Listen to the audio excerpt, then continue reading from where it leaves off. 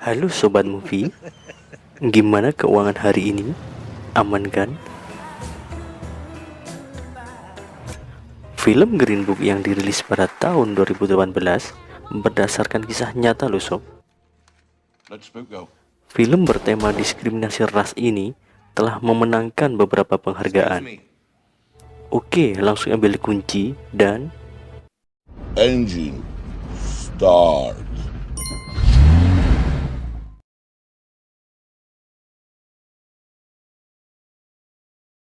berawal di sebuah klub malam bernama Copacabana. Ini adalah Tony, mantan militer Amerika Serikat dan sekarang bekerja sebagai keamanan klub, dan Mr. Podel, pemilik dari Copacabana. Di tengah acara yang meriah, tiba-tiba ada keributan, dan si Tony lah yang dipanggil untuk menyingkirkannya.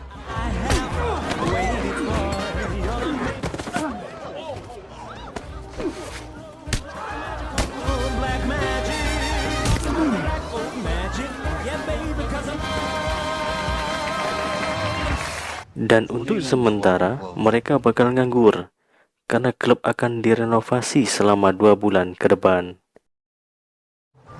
Tony mempunyai 2 anak dan istrinya bernama Dolores.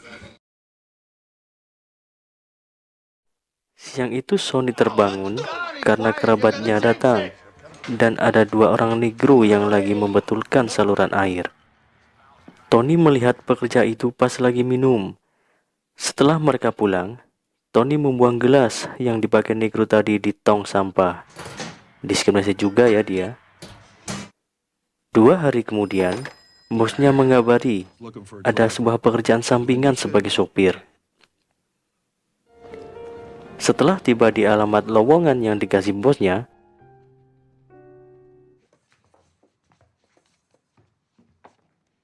Tony disambut oleh seorang kulit hitam bernama Dr. Donald Shirley. Don menjelaskan bahwa dia bukan seorang dokter dalam dunia medis, melainkan dalam dunia musik, dan dia butuh supir untuk tur konser, dimulai dari Midwest sampai ke Southwest. Dan itu membutuhkan waktu sekitar 2 bulan sampai Natal tiba.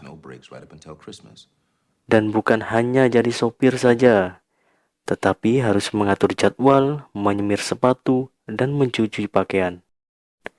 Banyak amat yang diminta. Tony yang gak mau ribet langsung menolaknya. Dia hanya meminta satu job, yaitu hanya jadi sopir, bukan yang lain, dan meminta gaji lebih tinggi dari yang ditawarkan oleh Don. Thank you for stopping by. Esok paginya, Tony dihubungi oleh agen tur musik bahwa pihak Don Shirley bersedia membayar sesuai gaji yang diminta Tony. Sebelum berangkat, Tony pamit pada anak-anaknya, dan Dolores meminta kirim kabar lewat surat saja dan tidak memakai telepon karena untuk berhemat. Lalu Tony bertemu agen tur konser. Dia diberi buku panduan bernama Green Book. Green Book ini berisi panduan perjalanan bagi negro agar aman sampai daerah selatan. Setelah itu Tony bertemu dengan Oleg dan George. Mereka berdua adalah trio bersama dengan Don.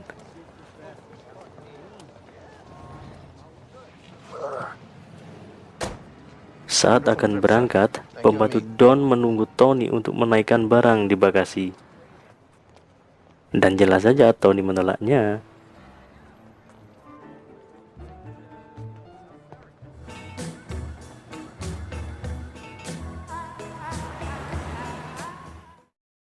Kota Pittsburgh menjadi tempat pertama untuk tur musik ini.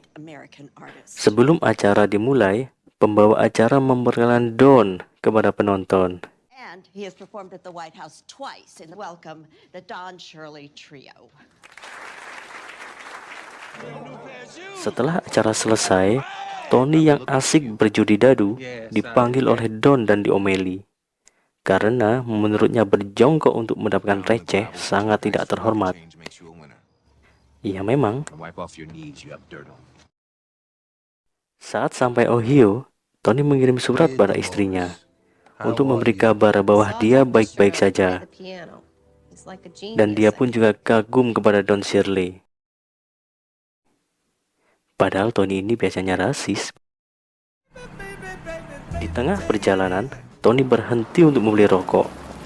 Lalu tiba-tiba melihat batu souvenir yang jatuh di tanah dan dimasukkan ke kantongnya. Oleg yang tahu langsung mengadu pada Don. Saat Tony kembali, Don menanyakan perihal batu yang dicurinya. Tapi Tony menyangkal karena dia menemukannya di tanah dan itu bukan mencuri. Lalu Don menyuruh membayar atau mengembalikannya. Dan tentu saja Tony tidak bakal mengeluarkan uang hanya untuk sebuah batu. Tempat konser selanjutnya berada di Hanover. Tony lalu naik dan mengecek piano yang akan dipakai konser. Dan ternyata di dalamnya banyak sampah dan mereknya bukan Steinway seperti yang ada di kontrak. Lalu Tony memberitahu staf yang ada di situ. Akan tetapi malah nyolot dan langsung digampar. Dan konser pun berjalan dengan lancar.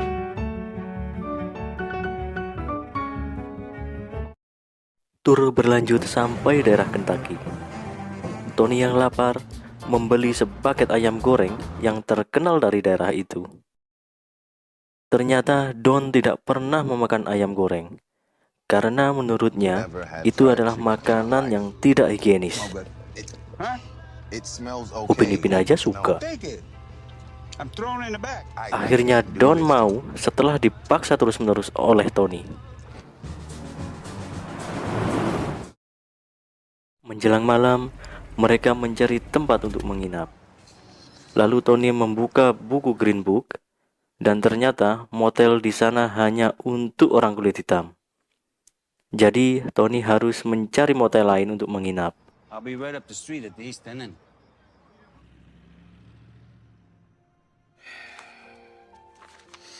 Tony sedang bersantai, tiba-tiba George datang dan memberitahu bahwa Don dihajar di sebuah bar.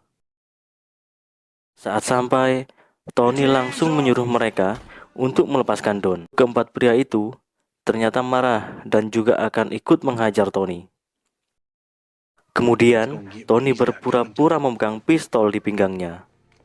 Pemilik bar yang tidak mau tempatnya rusuh lalu mengeluarkan senapan dan menyuruh keempat orang itu untuk melepaskannya.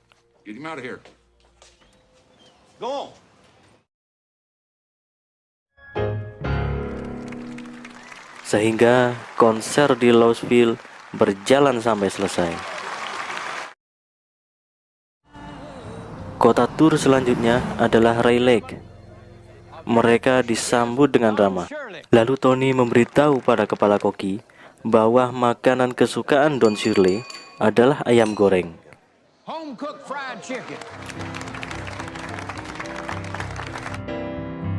Saat rehat, Don yang mau buang air kecil dihentikan oleh tuan rumah. Dia memberitahu bahwa toilet yang akan dia pakai ada di luar di dekat pohon. Don yang mengerti bahwa dia diperlakukan secara rasis, memilih untuk menggunakan toilet di motel yang membutuhkan 1 jam perjalanan.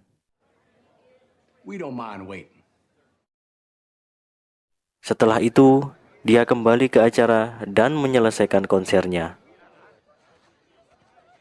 Tony yang menulis surat untuk istrinya diralat oleh Don dan disuruh menulis ulang sesuai arahannya. Dolores yang membaca sampai terharu karena bahasanya yang romantis. Sampai Georgia, Don tertarik dengan jas yang dipajang. Lalu Tony mengajak masuk untuk mencobanya. Saat pemilik toko tahu yang mencoba adalah seorang negro, maka dia harus membayar terlebih dahulu. Don hanya tersenyum dan langsung keluar dari tempat tersebut. Malamnya, Tony mendapat telepon dari kepolisian. Dia menemui petugas yang menghubunginya. lalu diberitahu bahwa Don ditahan karena ketahuan berhubungan sesama jenis. Lah, ternyata Don adalah gay. Lalu Tony mencoba untuk menyenggok petugas tersebut dan akhirnya berhasil. Perjalanan tur dilanjut ke daerah Memphis, dan saat akan masuk ke hotel, Tony bertemu dengan dua kawan lamanya yang dulu pernah satu angkatan di militer. Kawannya terkejut karena Tony bekerja untuk orang negro. Padahal setahu mereka, Tony ini nih tidak menyukai orang kulit hitam. Lalu menawari Tony untuk ikut bekerja bersama mereka. Dan janjian ketemu jam 8 malam di bar hotel tersebut. Malamnya waktu Tony akan pergi ke bar, Don sudah menunggu di depan pintu. Dia meminta Tony agar tetap menemaninya dengan menawarkan posisi baru dan gaji lebih tinggi. Akan tetapi, Tony menolak dan tetap mengikuti kontrak yang sudah disepakati. Dia menemui kawannya hanya untuk minum. Kota demi kota telah dilalui.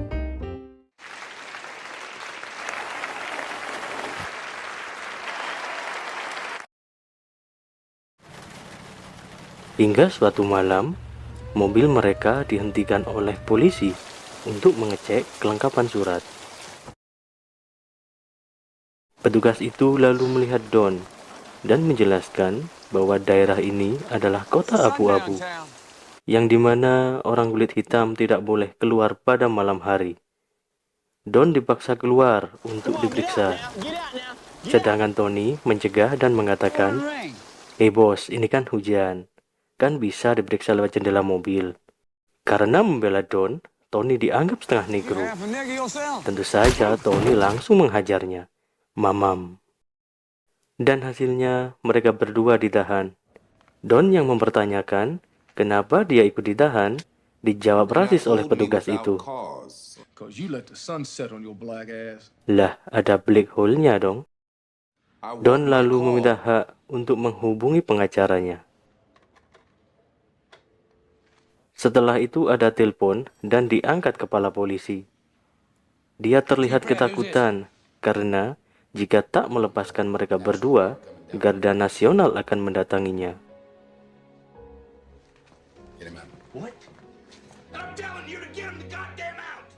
Ternyata yang dihubungi Don adalah kawannya bernama Bobby Kennedy yang menjabat sebagai jaksa agung di Amerika Serikat.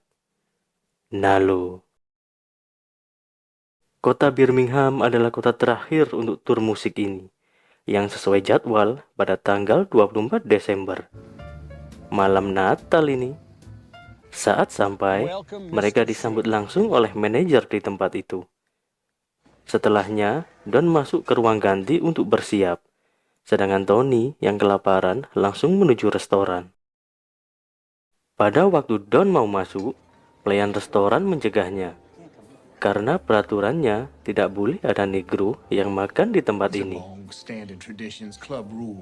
Lalu manajer itu menyarankan ada sebuah tempat makan bernama Orange Bird yang khusus untuk orang kulit hitam. Don mengancam bila tidak boleh makan di sini, tidak akan ada pertunjukan. Kemudian manajer itu mengajak Tony ke lorong, meminta membujuk Don agar mematuhi peraturan.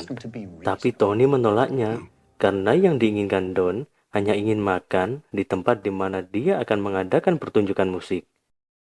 Manajer itu berusaha menyogoknya dan membuat Tony marah.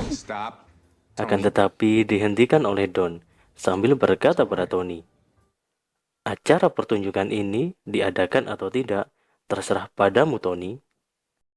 Dan dijawab oleh Tony, "Minggat yuk dari sini."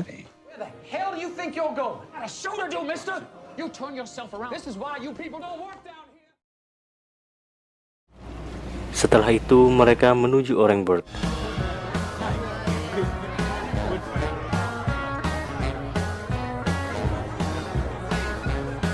Dan memesan masakan paling istimewa. Karena pesanan harus dibayar dahulu, maka Don mengeluarkan segepok uang. Sedangkan dari seberang meja, ada seseorang yang mengawasinya. Pelayan itu mengira mereka berdua adalah polisi. Lalu Tony memberitahu bahwa di sebelahnya adalah pianis terhebat. Dan pelayan itu menyuruh untuk membuktikannya. Don membuat tempat itu serasa konser dan membuat semua orang bergoyang.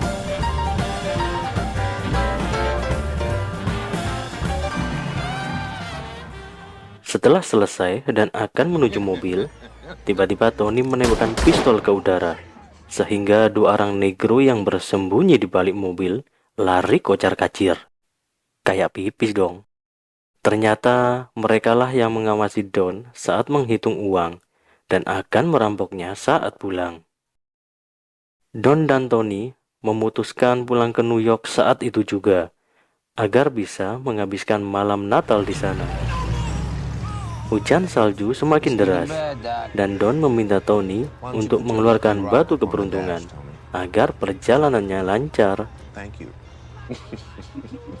Lah, ternyata waktu itu Tony tidak mengembalikan batu yang telah dicurinya, dan Don tahu itu. Akhirnya mereka sampai di New York. Lalu Tony mengajak Don untuk masuk, tetapi Don hanya tersenyum dan langsung pulang. Kepulangan Shakespeare disambut meriah oleh keluarganya.